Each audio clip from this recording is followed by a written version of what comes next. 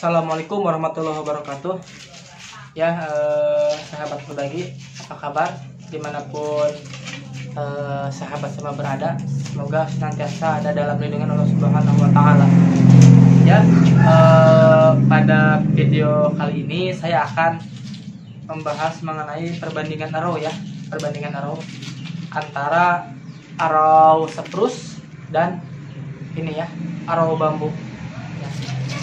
Oke, jadi di antara kedua arrow ini mana yang lebih baik dan mana yang lebih kuat gitu. Jadi tidak sedikit kemudian pertanyaan-pertanyaan yang masuk ya, yang masuk ke saya. Kan bagus mana sih antara arrow bambu dengan arrow spruce ya? Karena kalau misalkan kita lihat sendiri ya, biasanya harga arrow spruce ini lebih mahal. Arrow spruce ini lebih mahal dibandingkan dengan arrow bambu dengan model bentuk yang sejenis ya. Biasanya arrow spruce lebih mahal gitu. Nah itu lebih bagus mana dan lebih kuat mana gitu. Ini pandangan saya pribadi ya. Mungkin akan berbeda dengan rekan-rekan yang lain, dengan rekan-rekan arrow maker yang lain khususnya, atau dengan rekan-rekan archer yang lain, itu mungkin bisa berbeda. Ini hanya anggapan saya saja ya, berdasarkan pengalaman. Kalau menurut saya dari segi kekuatan itu bahan bambu itu lebih unggul, lebih kuat ya, lebih kuat, dengan syarat tentu bambunya adalah bambu yang tua ya. Bahan bambu petung yang biasa paling umum digunakan itu adalah bahan bambu petung teman-teman ya, atau dalam bahasa Sunda itu awi bitung ya. Oke. Pertama tadi syaratnya ya, sebuah arrow bambu itu bisa kuat. Pertama arrownya bahan bambunya sendiri itu harus tua, kemudian dengan ruas yang panjang teman-teman. Biasanya yang bagus itu yang ruasnya di atas 60 cm ya, yang di atas 60 cm itu dihitung dari ujung ini nih, dihitung dari ujung ini sebelum poin ya. Nah teman-teman bisa lihat ya. Nah dari sini sampai ke sini, sejauh dari sini ke sini sejauh 60 cm itu paling minimal ya. Minimal 60 cm itu udah bagus. Jadi nanti si posisi ruasnya itu disimpan dekat panes ya.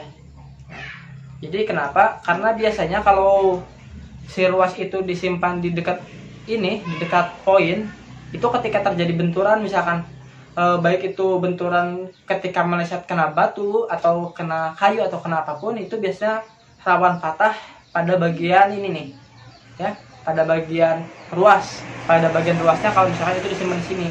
Jadi misalkan kadang-kadang itu tidak sedikit ya kejadian arrow patah meskipun menempel pada busa ya. Karena kenapa? Karena kan kita tahu bahwa posisi arrow saat mendarat pada target itu tidak selalu lurus seperti ini. Kadang-kadang ada yang begitu nancap blok misalkan, kemudian ininya goyang. Nah sehingga pada posisi ruas inilah nanti patah gitu, patah ya. Kalau misalkan ruas itu disimpan di depan, patah karena ruas itu sendiri kan kaku ya.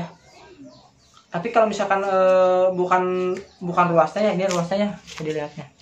Nah ini ruas. Nah ini ruas bambunya, itu jangan disimpan di depan. Kalau di depan ini rawan patah. Sedangkan kalau yang serat lurusnya itu lentur ya. Jadi ketika misalkan nempel di target, kemudian goyang, itu akan kuat. Jadi itu tadi. Jadi dari segi kekuatan bambu lebih unggul menurut saya. Ya. Cuma bambu ini ada kelemahannya juga. Kelemahannya tentu untuk DW busur yang ringan itu kurang cocok. Kenapa? Bisa cocok hanya sulit gitu, sulit mencari ukuran yang lebih kecil gitu. Ya. Jadi meskipun si bambu 7B itu biasanya kalau ketika sudah jadi raw itu akan berat ya, akan lumayan berat. Ada yang bisa sampai 26 sampai 30 gram ya, tergantung poin dan panesnya juga. Itu pengaruh ya, berat poin dan panjang panes itu nanti berpengaruh juga kepada berat arrownya, berat arrow di akhirnya gitu ya. Jadi dari segi kekuatan saya lebih condong ke bambu gitu. Oke. dengan syarat tadi ya, ruas yang panjang dan bambu yang tua. Ini yang 7 mili contohnya. Ini berat 29 gram ya. 29 gram. Oke, cocok lah untuk busur 45 lbs-an. Ini cocok nih. Ini panesnya, panjang panesnya itu 3 in. Jadi berat poinnya sekitar 4 gram. Oke. Kemudian kita masuk pada arrow yang kedua ya, yaitu jenis spruce atau jenis kayu. Menurut saya jenis spruce ini dari segi kekuatan itu kurang. Kenapa? Karena dibandingkan dengan bambu, kalau bambu itu memiliki serat yang lurus ya, serat yang lurus seperti benang lah. Kalau teman-teman misalkan lihat ya, seperti benang. Kemudian di dalam itu ada sejenis pengikat. Dalam artian pengikat ini bukan dalam bentuk tali digulung seperti itu, bukan ya. Hanya seperti busa yang mana itu saling merekatkan antara satu serat dengan serat yang lain. Jadi seratnya searah lurus ya. Serat bambu itu kan lurus searah seperti ini. Sehingga digini-gini pun akan kuat. Nanti saya akan coba tes shoot ya, tes shoot, nembak nge-shoot bata, genteng atau apapun ya, benda-benda keras dengan 2 arrow. Yang pertama arrow bambu, yang kedua kemudian itu adalah arrow ini nih, arrow spruce ya. Jadi kalau arrow spruce dari segi kekuatan itu menurut saya kurang ya, dari segi kekuatannya. Oke. Karena seratnya tidak sebaik bambu, tidak seunggul bambu dari segi seratnya. Cuma dari segi kenyamanan, saya pribadi lebih cenderung menggunakan spruce ya, lebih cenderung menggunakan spruce, raw kayu ya. Tapi sejauh ini yang saya pakai enak spruce. Kenapa?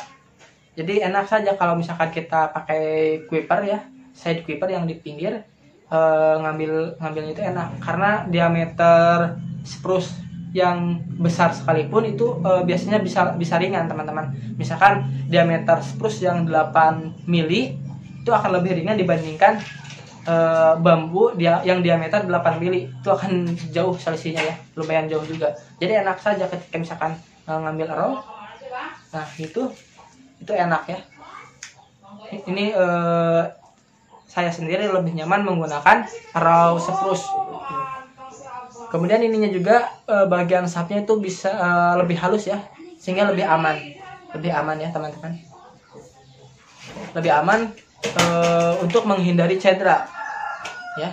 Jadi kalau misalkan kita tanpa pengaman pun, kalau kita menggunakan arrow ini, arrow spruce itu lebih aman.